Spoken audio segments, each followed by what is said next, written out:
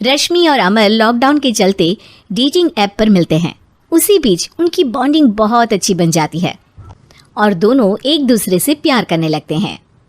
बस लॉकडाउन खत्म होते ही चट मंगी पट शादी।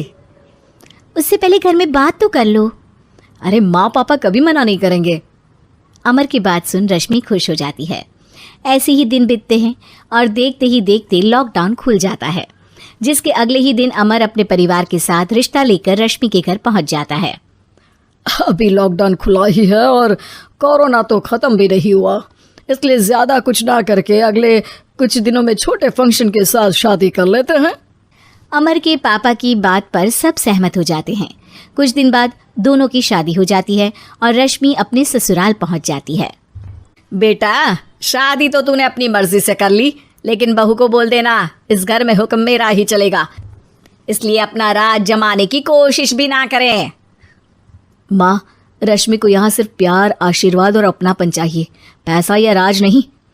बेटी की बात पर सास मुंह बनाए वहां से चली जाती है और अब वो हर रोज रश्मि को परेशान करना और ताने देना शुरू कर देती है। देखो, ये है आजकल की लड़की, इंटरनेट पर लड़कों से बातें करते हुए इन्हें शर्म भी नहीं आती, और यहाँ तो देखो कितनी सीधी सुशील बनकर दिखा रही है। मम्मी, शादी के रिश्ते वाले इंटरनेट ऐप से जब किसी को कोई दिक्कत नहीं है, फिर डेटिंग ऐप के जरिए मिलना किस तरह गलत हो सकता है? रश्मि के डेटिंग ऐप वाली बात सुन उसकी हैरान सास तुरंत तुनक कर पूरे घर को सिर पर उठा लेती है, जिसकी आवाज सुन अमर और उसके पापा भी वहां आ जाते हैं। हाय मेरी माता, इतना बड़ा झूठ! डेटिंग ऐप को इंटरनेट के जरिए मिली है बोलकर इस कलमुही को मेरे सर ला बिठा दिया। अरे नास पिटी, तुझे जरा भी शर्म नहीं आई? वहां न जाने कितने लड़कों से गुलु गुलु करके तुझे मेरा ही लड़का मिला था फंसाने के लिए। माँ, मुझे तो समझ नहीं आ रहा क्या बोले जा रही हो। डेटिंग ऐप इस्तेमाल करना कोई अपराध नहीं है, और तुम रश्मि को ऐसा कैसे बोल सकती हो? मैं भी तो था उस ऐप पर। पहले उसके लिए माँ से झूठ बोला और अब लड़ाई कर रहा है। सास और अमर की बात सुनकर रश्मि हैरान खड़ी रहती है। अमर, तुमने घर में झूठ क्यों बोला? ये सब देख रही हो ना, इसी की वजह से झूठ बोलना पड़ा। एक तरफ अमर और रश्मि की ये बात चल रही होती है, वहीं दूसरी तरफ सास का नॉन स्टॉप क्लेश सबको परेशान कर देता है। सब एकदम चुप, जो हुआ सो हुआ, अब मुझे कुछ ना सुनाई दे। पति की बात सुन सास चुप होकर वहां से चली जाती है, लेकिन अब वो रश्मि के सिर दुनिया भर के सारे काम डालकर उसका जीना पहले से भी ज्यादा मुश्किल कर देती है। मम्मी, मैं आपका गुस्सा समझ सकती हूँ, आपको जो करना है कर लीजिए, मैं कभी कुछ नहीं बोलूँगी। उम्मीद है किसी दिन तो आपका गुस्सा शांत होगा और नफरत प्यार में बदलेगी।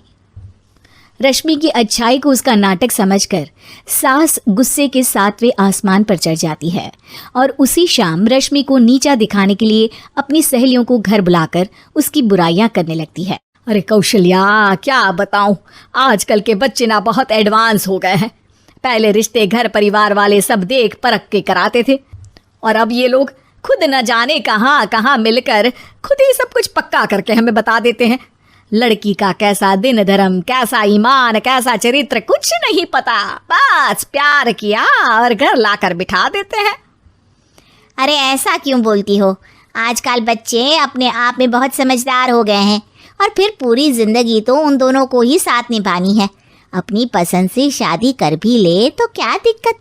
तू ही देख ले, पहले इतना अच्छा बेटा और अब सोने पर सुहागे जैसी सर्वगुण संपन्न बहू। और पता है, अभी कुछ दिन पहले मेरी बेटी ने मुझे डेटिंग ऐप के बारे में बताया, जहाँ लड़का लड़की अपनी पसंद से अपने आप एक दूसरे को चुन लेते हैं, और फिर अगर सब सही रहता है तो बात आगे भी बढ़ जाती है। अरे इसमें इतना खुश होकर क्या बता रही हो? ये तो गलत है। न जाने कौन क्या है, कितना झूठ कितना सच है।